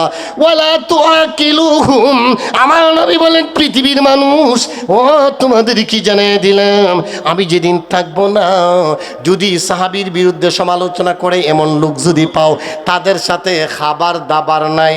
কি নাই? খাবার দাবার নাই, পানি পান করা নাই, বিবাহ শাদী নাই। এমন কি আমার নবী বলেন, ওয়ালা তুসাল্লু মাহুম, তাদের সাথে নামাজও নাই। সুবহানাল্লাহ। ওয়ালা তুসাল্লি আলাইহিম, তারা যদি মারা যায়, তারা যদি জমিনের মধ্যে মারা যায়, ওই মারা গেলেও তাদের দাফন কাফনে নাই, তাদের জানাজায় পর্যন্ত যাবে না। বুঝতে পারছেন? তার মানে সাহাবীর বিরুদ্ধে যারা কি করবে, কথা বলেন, সমালোচনা করবে, ও দুনিয়ার মানুষ রে, আমি একদিন থাকবো না। আমার নবী বলে গেছেন 1400 বছর আগে, কারণ এক সময় একদল লোক বের হবে, তারা সাহাবীদের বিরুদ্ধে সমালোচনা করবে। আরে আহলে বাইত তো অনেক পড়ে আহলে বাইতের মহব্বতের ব্যাপারে তো এটা উদাহরণের বাহিরে একজন আদনা সাহাবীর ব্যাপারে বলে গেছেন, আসহাবিকান নুজুম ইহতাদাইতুম, আমার সাহাবীগণ হলেন আকাশের তারকা তুল্য, তোমরা যদি তাদেরকে মানো, ইহতাদাইতুম, তোমরা যদি তাদেরকে মানবে, ইহতেদা করবে, তাদের তোমরা হেদায়েত পেয়ে যাবে। সুবহানাল্লাহ। কারণ আহলুস সুন্নাত ওয়াল জামাতের পথটাই হলো সাহাবীদের পথ। কাদের পথ? আপনি ভালোবাসলেন, নিজকে সুন্নি দাবি করলেন, নিজকে একজন আশিকে রাসূল ভাবলেন, কিন্তু আমার নবীর সাহাবী আবু বকর সিদ্দিক রাদিয়াল্লাহু তাআলা আনহুকে গালিগালাজ করলেন। নাউজুবিল্লাহ বলেন। আমার নবীকে ভালোবাসলেন, সাহাবীদেরকে ভালোবাসলেন, হযরত আলী রাদিয়াল্লাহু তাআলা আনহুকে মহব্বত করলেন, আর এইদিকে আবু বকর রাদিয়াল্লাহু তাআলা আনহুর সাথে গালিগালাজ করলেন, যেটা শিয়ারা করে। আর হযরত আলী রাদিয়াল্লাহু তাআলা আনহুর সাথে মহব্বত, আবার হযরত আবু বকর সিদ্দিক রাদিয়াল্লাহু তাআলা আনহুকে গালাগালি। কথা বুঝতে পারছেন? তাহলে যতই কিছু হয়, তাদের সাথে আমরা প্রথম নাম্বার সিরিয়াল, তাদের সাথে বিবাহ শাদী, কথা বলেন, বিবাহ দিব না করাইব, তাদের সাথে পানি পান নাই, চা নাই, খাবার দাবার নাই। আমার নবী বলেন, ওয়ালা তুআকিলুহুম, তাদের সাথে খাবার চলবে না, এমন কি ওয়ালা তুসাল্লু মাআহুম, তাদের সাথে নামাজ চলবে না, ওয়ালা তুসাল্লি আলাইহিম, তাদের মারা গেলে তাদের জানাজায় যাবে না। এখন বলেন, আপনার ইমাম সাহেব যদি সাহাবীর বিরুদ্ধে সমালোচনা করে, এখন তারা লইয়া নামাজ পড়বেন না বিদায় দিবেন? কথা বলেন, ডাইরেক্ট বিদায়, ডাইরেক্ট। তোমার মতন বেয়াদব থাকার দরকার নাই।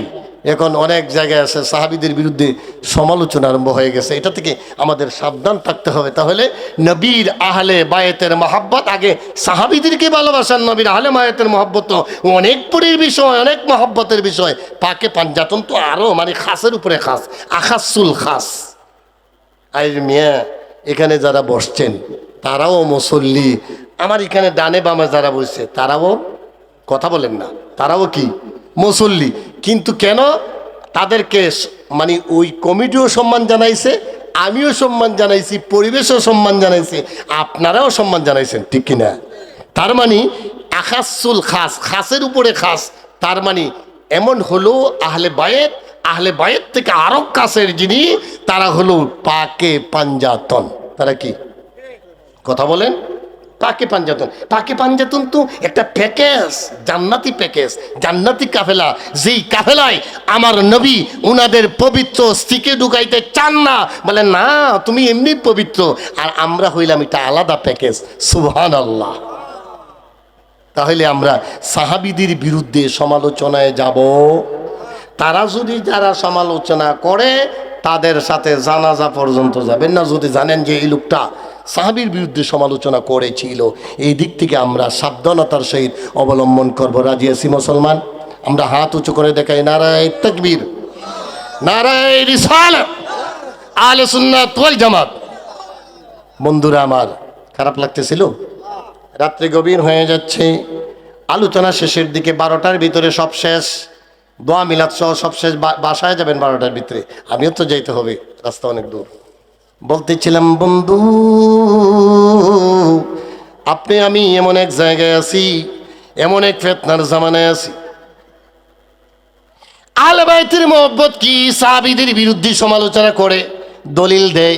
আমার মতো টুপিওয়ালা, আমার মতো পাঞ্জাবিওয়ালা, আমার মতো জুব্বাওয়ালা, ওই তাদের পরিচয় দেখবেন, সিমটম দেখবেন, নিদর্শন দেখবেন। বর্তমানে কিছু লোক বেরিয়ে এসেছে ইউটিউবের পাগল মানুষ, ইউটিউবে যায় এমনভাবে রুমালটা মাথা দেয়, এইভাবে বোঝা যায় এখন জান্নাত থেকে ফলাই আইছে, ঠিক কিনা? কথা বলেন। আমরা ওই ইউটিউব দেখে দেখে তাদেরকে বলি, কয় দলিল আছে? সাহাবীরা সত্যের মাপ কাটি না। আহলে বায়াতের সম্পর্কে বাজে মন্তব্য, সাহাবীদের ব্যাপারে বাজে মন্তব্য, আমল নিয়ে তো আছে, ওই ইমান নিয়েও পর্যন্ত নবী যে হায়াতুন নবী এটাও মানে না। কথা বলেন। আর ইতে যে এরা করব, আমার নবী আজ থেকে 1400 বছর আগে যেটা হাদিস শরীফে এরশাদ, বুখারী তো আছে, মুসলিমও আছে। আল্লাহু আকবার। যেই বুখারী শরীফ এবং মুসলিম শরীফ থেকে মেশকাত শরীফের মুসান্নেফ তিনি হাদিসটাকে কোট করে মেশকাত শরীফের 28 নম্বর পৃষ্ঠায় হাদিসটা আনছেন। আল্লাহু আকবার। عن أبي هريرة رضي الله تعالى عنه قال قال رسول الله صلى الله عليه وسلم। দলিল কইলে খারাপ লাগেনি? কথা বলেন। খারাপ লাগলে তখন ওই ক্যাম্প দিমু, খারাপ লাগে না তো? কারণ দলিল কোয়াটা আমার একটা অভ্যাস, কারণ এটা কারণও আছে। কারণ জেডার করে হিটিয়া মানে আমার যে উস্তাদ তারাও ছিলেন দলিলওয়ালা। আমি এখানে শাকির মোহাম্মদ থেকে দাখিল পাস করার পরে 9টা বছর সারসিনায় পড়েছি, সরসিনায়। সেখানে আমার উস্তাদগণ এইরকম বাইরালের নেশা ছিল না, তাদের স্টুডেন্ট যারা আছে তাদেরও বাইরালের নেশা নাই। বর্তমানে ওয়াজের কিন্তু প্যাকেজ আমি খাওয়ার সময় বলছি, বর্তমানে ওয়াজে তাসির করে না। এর মধ্যে কয়েকটি কারণ। এখন বাইরালের নেশা হয়েছে। কেন নেশা?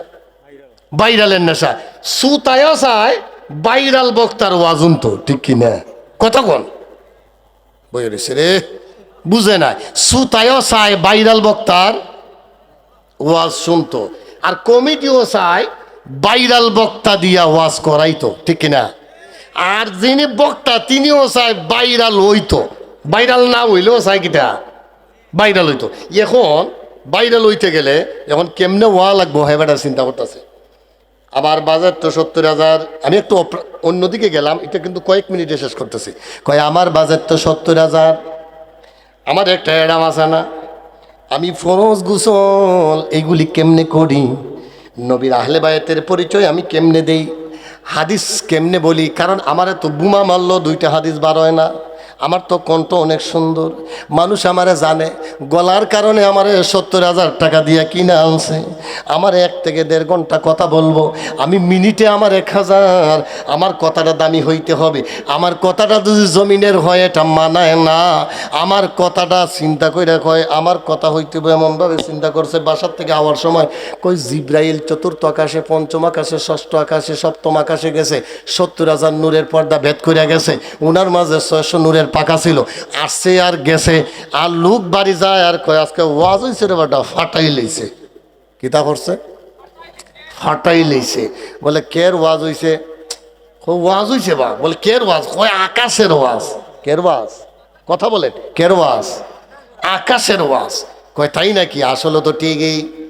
জিব্রাইল 4র্থ আকাশে গেলেন, 5ম আকাশে গেলেন, 6ষ্ঠ আকাশে গেলেন, 7ম আকাশে গেলেন। এইগুলি শুনিয়ে আপনি আমার কোনো লাভ হইল না। আমি জানি না নামাজ কেমনে পড়তে হয়, রোজা কেমনে রাখতে হয়, আমার নবীকে ভালোবাসতে কিভাবে হয়, আমার নবীর পরিবারের সাথে কিভাবে ব্যবহার করতে হয়, আমার পাকে পাঞ্জাতনের প্রতি কিভাবে ব্যবহার করতে হয়, সাহাবীদের সাথে কিভাবে আলাপ আলোচনা করতে হয়, কিভাবে সাহাবীদের ব্যাপারে আলোচনা করতে হয়, কিভাবে ব্যবহার করতে হয়, এটা আমি জানলাম না। আকাশের ওয়াজ শুনলে আমার কোনো লাভ আসেনি। কথা বলেন। এই জন্য বাবা ওয়াজে তাসির নাই। কমিটিও চাই বাইরাল বক্তা। কমিটি কি চাই? কারণ বাইরাল বক্তা না হইলে মানুষ হইতো না। কি হইতো না? আপনারা এখানে যারা আছেন মানুষ না, আপনারা গরু ছাগল কোন চাই? আপনারা তো ভাই মানুষ। আপনারা কি? আপনারা মানুষ। খালি মানুষ না তো, আপনারা মুসলমান। খালি মুসলমান না তো, আমার নবীর উম্মত। আল্লাহু আকবার। খালি মানুষ না, আমরা মুসলমান। খালি মুসলমান না, আমরা শ্রেষ্ঠ নবীর শ্রেষ্ঠ উম্মত, ঠিক কিনা? আরে মিয়া, আমাদের ভাবার কি আর বলবো। আমরা এক রাত্রে ইবাদত করলে 1000 মাস। কয় মাস? এটাই একমাত্র আমার নবীর কারণে, আমার নবীর কারণে এক্সট্রা ভাবে বোনাস দেওয়া আছে, কোন নবীর উম্মতেরা পায়। এটা আমার নবীর কারণে আমরা ওই নবীর উম্মত। এক রাত্রে 1000 মাস, এক রাত্রে 1000 মাস ইবাদত। এটা অন্য কোনো নবীরাও পায় নাই, নবীরাও পায় নাই। এই জন্যই নবীর আফসোস করছেন। তার মানে নবী, তার মানে এই না নবী নবী ওই, আমরা ওই। নবীগণ বেগুনা, নবীগণ মাসুম, কিন্তু আমরা গুনাহগার। আমরা কি? কথা বলেন। আদম নবী মাসুম, ইব্রাহিম নবী মাসুম, মুসা নবী মাসুম, ঈসা নবী মাসুম, যত নবী রাসূলগণ পৃথিবীতে আসছিলেন সব নবী রাসূল মাসুম। সব নবী রাসূলগণের বডিটা মাটি টাচ করার খাবার সুযোগ, কথা বলেন, সুযোগ। ও ভাই, আপনি আমার বডিটা খাইতে পারে, মাটি খাইতে পারে, কিন্তু আমার কোনো নবীর শরীরে টাচ করার সুযোগ। আরে ভাই কেন নাই? দলিল আছে তো, এটার পিছনে দলিল আছে। দলিল কি? জুমাবারের একটা হাদিস আমি পাইলাম, জুমাবার দিনের ফজিলত রাসূলুল্লাহ বর্ণনা করতেছেন, জুমাবার দিনে বেশি বেশি দরুদ শরীফ পড়ো। সাহাবীরা কয়, ইয়া রাসূলুল্লাহ, জুমাবার দিনে দরুদ শরীফ পড়ব, ওয়াকাইফা তুসালু, কেমনে আপনার দরবারে পৌঁছানো হবে, ওয়াকাইফা আরামতা, অথচ আপনি মাটির সাথে মিশে যাবেন। প্রশ্ন করতেছেন, প্রশ্ন করাটা অপরাধ না, জানার জন্য।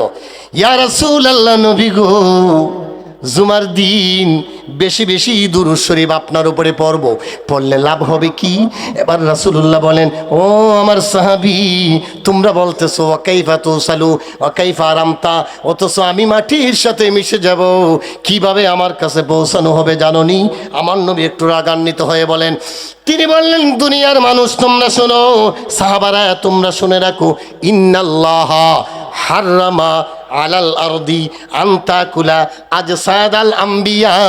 এখানে আলিম উলামা আছেন, জাসাদুনের বহু বচন আজসাদ, অর্থাৎ বডি সমূহ, নবীর বহু বচন আম্বিয়া। ইন্নাল্লাহা, নিশ্চয়ই আল্লাহ, কথা বলেন ইন্নাল্লাহা সবাই। আরে ভাই একটা হাদিস পড়ে যান না, ইন্নাল্লাহা হাররামা, আল্লাহ হারাম করেছেন, আন্তাকুলা, খাইতে, মাটিকে খাইতে হারাম করেছেন, আন্তাকুলা আজসাদাল আম্বিয়া, আদম নবী থেকে আজ পর্যন্ত যত নবী রাসূলগণ পৃথিবীতে আসছেন আর রওজা শরীফে আছেন, তাদের কবর শরীফে আছেন, কোনো নবীর গায়ে কোনো মাটি খাবারের সাহস নাই। আমার নবী নয়, সমস্ত নবী, কোন নবী রাসূলকে খাবার খাইতে পারবে না। এবার হাদিস আপনাদেরকে শোনাচ্ছি, বুখারী মুসলিম থেকে কোট করে মেশকাত শরীফের মুসান্নেফ, হাদিস খানা মেশকাত শরীফের 28 পৃষ্ঠা, কত পৃষ্ঠা? 28 পৃষ্ঠায় হাদিস। আন আবি হুরায়রা রাদিয়াল্লাহু তাআলা আনহু قال قال رسول الله صلى الله عليه وسلم ইয়াকুনু ফি আখিরিজ জামান, আমার নবী বলেন, ইয়াকুনু ফি আখিরিজ জামান, এমন এক সময় আসবে, বর্তমান সময়ের কথাই, ইয়াকুনু ফি আখিরিজ জামান, এমন এক সময় আসবে, দাজ্জালুনা কাযাবুনা ইয়াতুনাকুম মিনাল আহাদিস, এমন এক সময় আসবে, আমি নবী যেদিন থাকবো না এই পৃথিবীর জমিনে, যেদিন থাকবো না, আমি রওজা শরীফে শুয়ে থাকবো, ওই এমন এক সময় আসবে, ওই সময় এক ধরনের দাজ্জাল বের হবে। কি বের হবে? কাযযাবুনা, কাযযাব বের হবে, তার মানে মৃত্যুক বের হবে। ইয়াতুনাকুম মিনাল আহাদিস, তারা কিছু হাদিস নিয়ে আসবে। কি নিয়ে আসবে?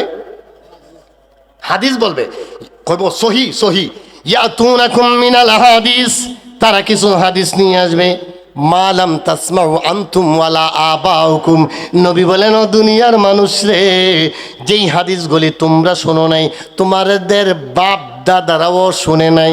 বুঝতে পারছেন?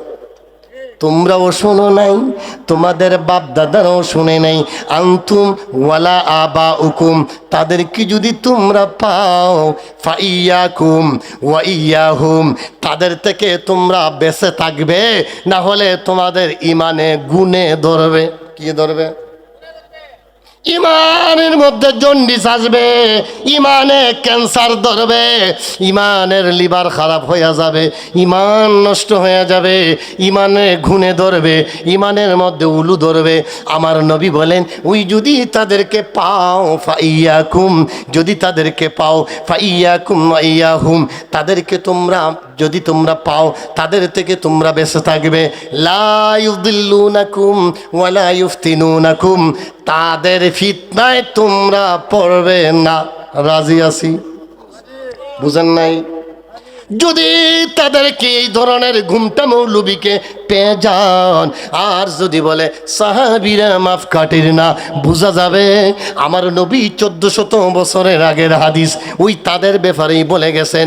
আমার নবী 1400 বছর আগে বলে গেছিলেন এমন এক সময় আসবে যে এমন কথাগুলি বলবে যেই কথা তোমরা কোনোদিন শোনো নাই, এমন কি তোমাদের বাপ দাদারাও শুনে নাই। এমন যুগ আইছে কি না? কথা বলেন, এমন এক যুগ আসছে বিতির নামাজ বলতে কিচ্ছু নাই, বিতির বলতে কিচ্ছু নাই, বিতির বলতে কিচ্ছু নাই। যেটা আমরা এশার নামাজের পরে পড়ি 3 রাকাত। কয় রাকাত? প্রথম বলছে বিতির নামাজ 1 রাকাত, এরপরে কিছুদিন পরে কয় বিতিল পড়লেও সমস্যা নাই, না পড়লেও। আমি কই ব্যাপার কি? তার দিকে ইমানে জন্ডিস ধরেছে, গুণে ধরেছে, আর তার কাছে যাইয়া দেখি আমাদের ইমানে ক্যান্সার ধরবে। তার কাছে যাওয়া যাবে না, কারণ ওই নবী বলে গেছেন যেটা তোমরা শোনো নাই, তোমাদের বাপ দাদারও শুনে নেই। আপনারা কি শুনছেন? বিতিল কি না পড়লে চলবনি? আপনাদের বাপ দাদারা বলছেনি বলে বিতিল পড়া লাগতো না? বলে নাই। আমরা মুসলমান,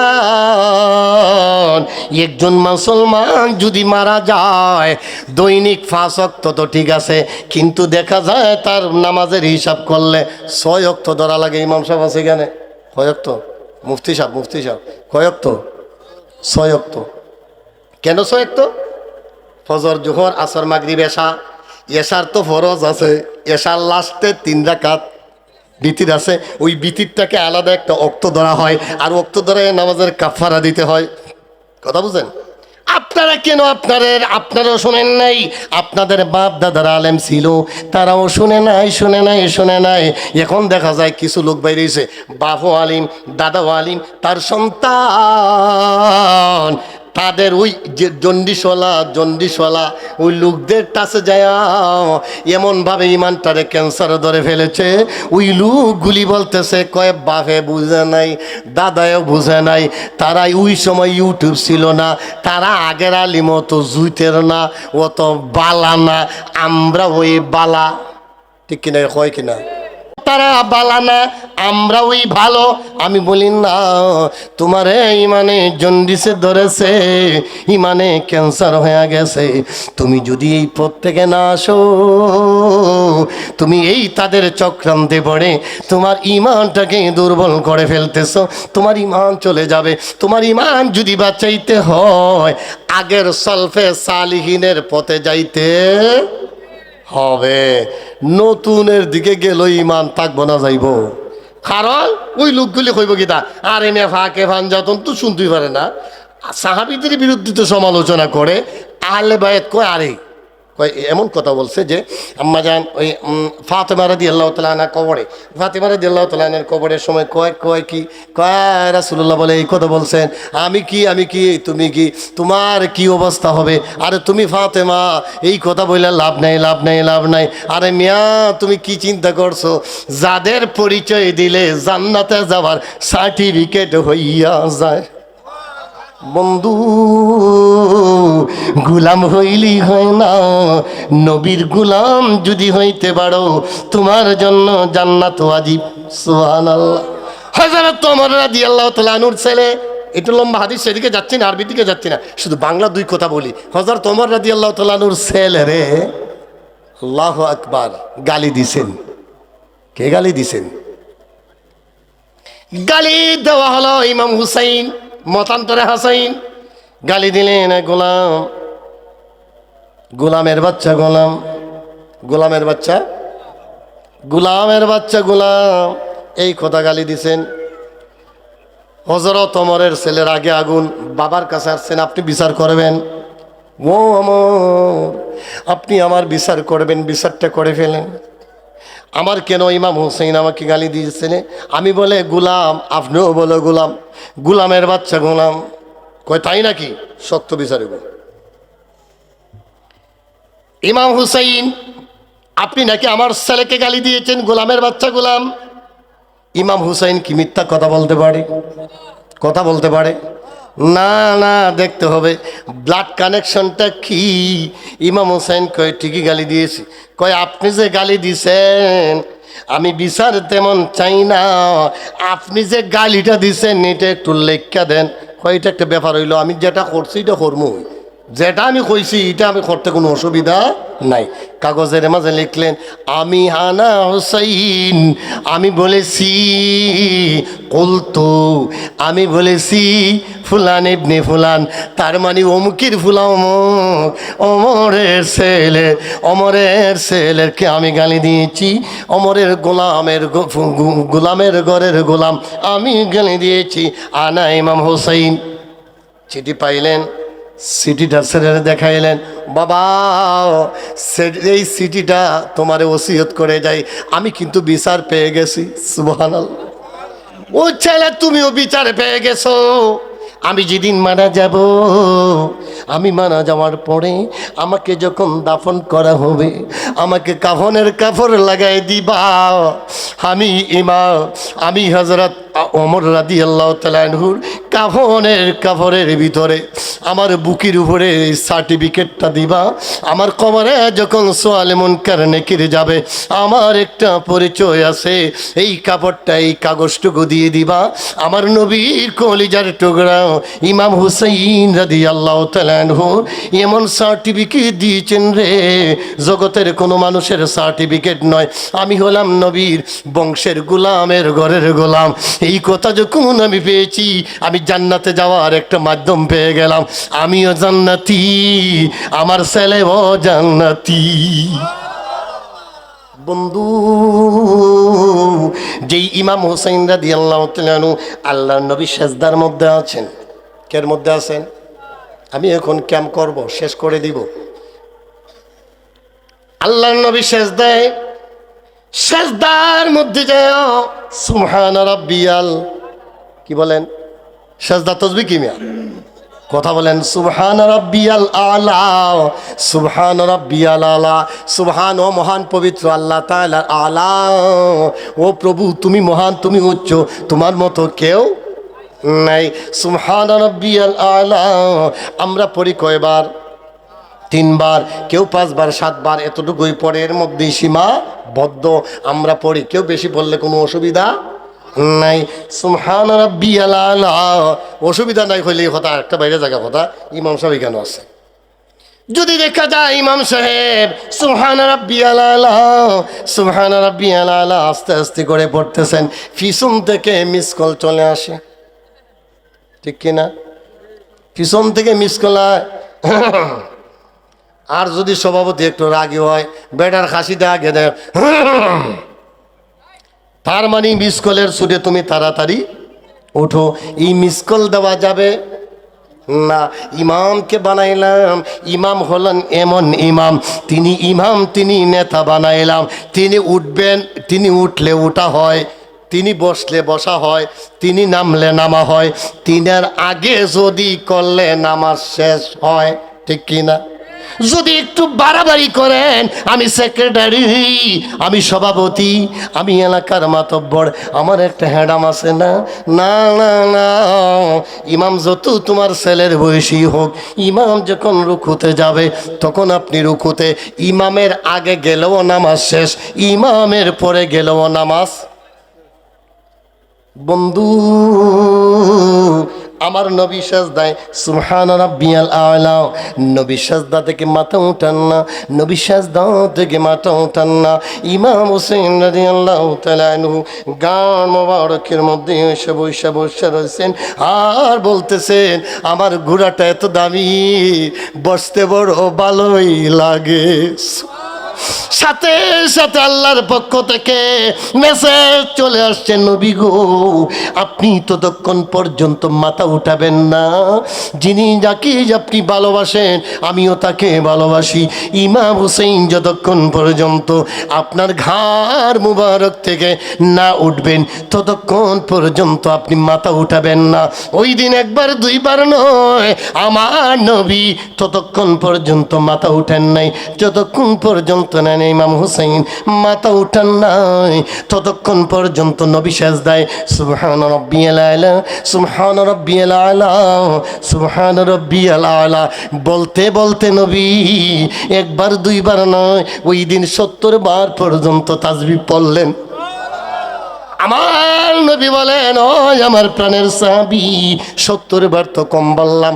আল্লাহ এমন ভাবে নির্দেশ করলেন রে, ও নবী আপনি মাথা উঠাবেন না, আপনার এইভাবে তাকে খুশি করাটাই বর্তমানে ইবাদত।